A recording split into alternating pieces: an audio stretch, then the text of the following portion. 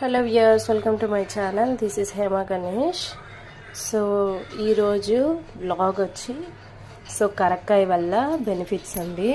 So ఏంటంటే పిల్లలు ఉన్నారు కదా, మనకి వర్షాకాలం అనేది స్టార్ట్ అయిపోయింది. సో పిల్లలకి దగ్గు జలుబు జ్వరాలు ఇవన్నీ స్టార్ట్ అయిపోతాయి అన్నమాట.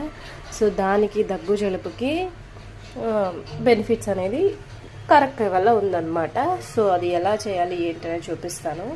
సో కరక్కాయ అనేది తీసుకొని బాగా పౌడర్లా కావచ్చు, లేకుంటే ఇలా నేలకేసి బాగా రుద్దడం వల్ల మనకి పేస్ట్లా వస్తుందండి. సో అది అండ్ పసుపు కొమ్మును చూసారు కదా, ఆ పసుపు కొమ్ము కూడా రంగదీసి ఇలా పేస్ట్లా తీసుకోవాలన్నమాట. దాని తర్వాత ఒక 3 to 4 drops ఆఫ్ తేనె, ఇవన్నీ బాగా మిక్స్ చేసి పిల్లలకి పట్టియాలి. మా బాబు వద్దని మొండిగా వేస్తున్నాడు. దాని తర్వాత వాడు తాగిన తర్వాత వాడు ఎక్స్ప్రెషన్స్ చూడండి.